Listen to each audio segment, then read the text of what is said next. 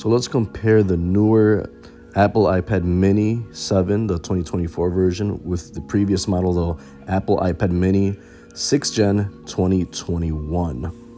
Both of these devices are almost exactly the same when you look at it from the outside.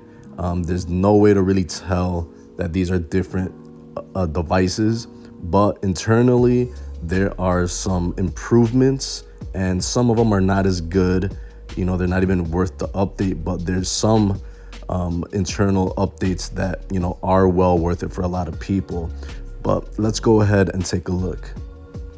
So 3 years separate the 2024 and the 2021 iPad mini. They look the same, but let's talk about price. The newer iPad mini 2024 is brand new. Regular price $500.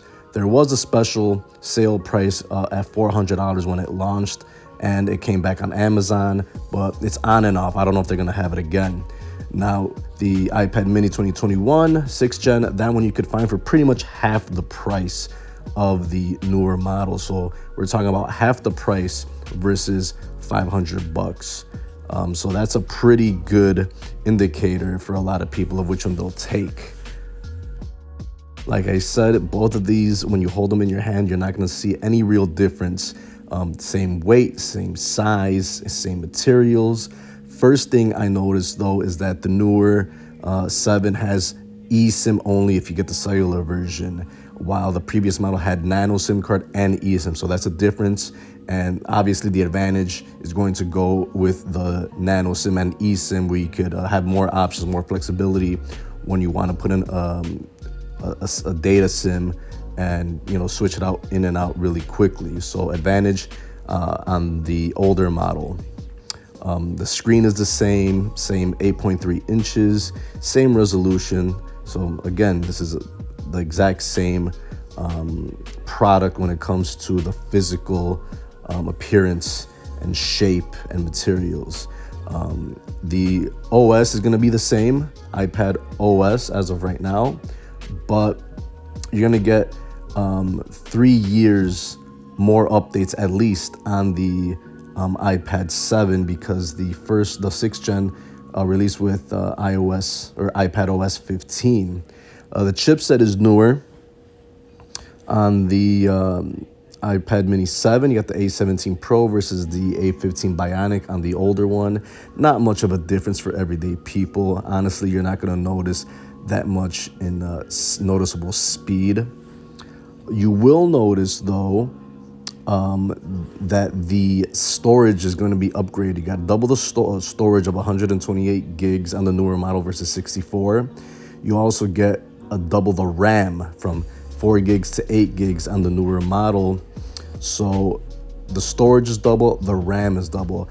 That doesn't matter too much for most people for everyday tasks, unless you use this heavily, and are you using a lot of video editing and music editing, you know, production, photography. If you do a lot of that heavy stuff, that's when you'll know the difference.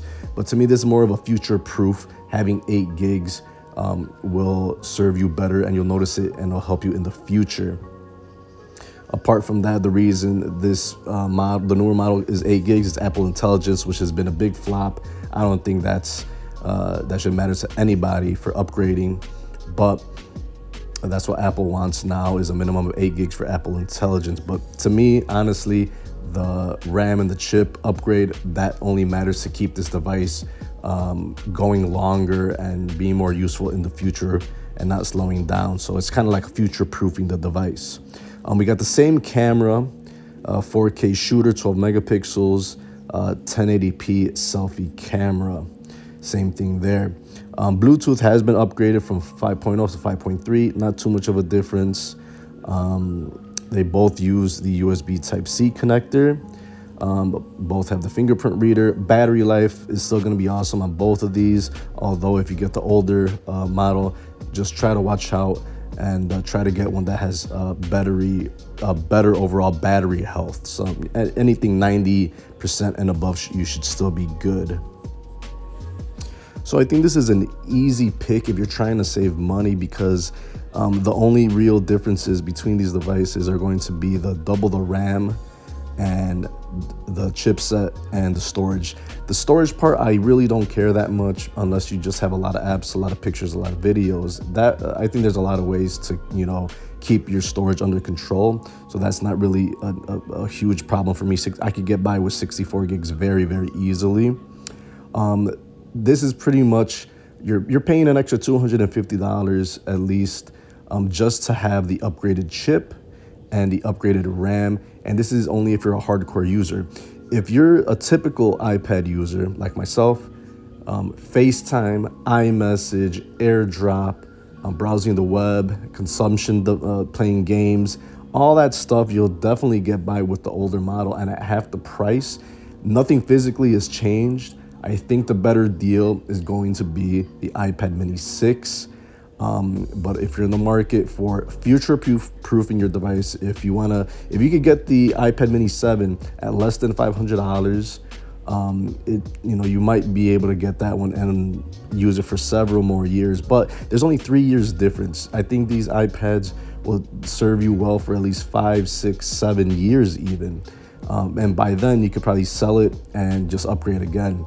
But at $250, I think that's an awesome price for an iPad that hasn't changed in appearance. So I think the better deal here is the iPad mini 6, not a hardcore upgrade if you ask me. So that's been my comparison of the iPad mini 7 2024 versus the iPad mini 6 2021.